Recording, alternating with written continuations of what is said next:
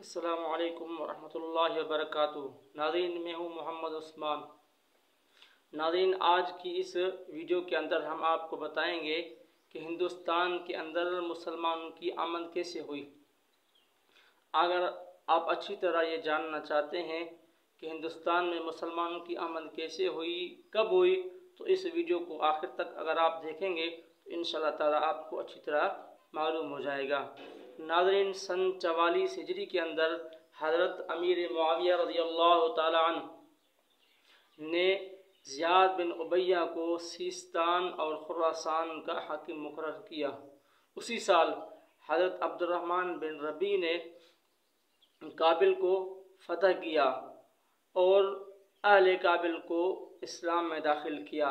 اسی سال جب کابل فتح ہوا تو وہ لوگ اسلام کے اندر داخل ہو گئے۔ اسی سال میں کچھ عرصے بعد عرب کے ایک نامور آدمی جس کا نام ہے محلب بن ابی صفر، وہ مرو کے راستے سے کابل آئے اور زائل آئے اور وہیں سے پھر ہندوستانیوں کے ساتھ جہاد کیا اور ہندوستانیوں کو شکست دی۔ تقریباً 10 یا 12 ہزار جو ہندوستان کے لوگ تھے، ان میں مرد بھی شامل ہیں، عورتیں بھی شامل ہیں، ان کو قیدی بنایا اور مردوں کو غلام بنایا، عورتوں کو لونڈی بنایا۔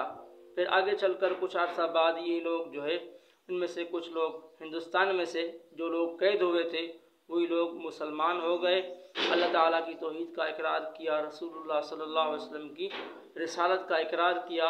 اسی طرح یہ مسلمانوں کی آمد ہندوستان کے اندر ہوئی۔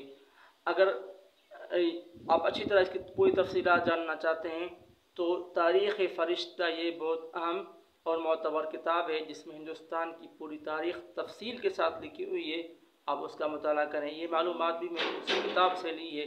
مزید ہندوستان کی تاریخ جاننے کے لیے ہمارے ساتھ جڑے رہیے۔ السلام علیکم ورحمۃ اللہ وبرکاتہ۔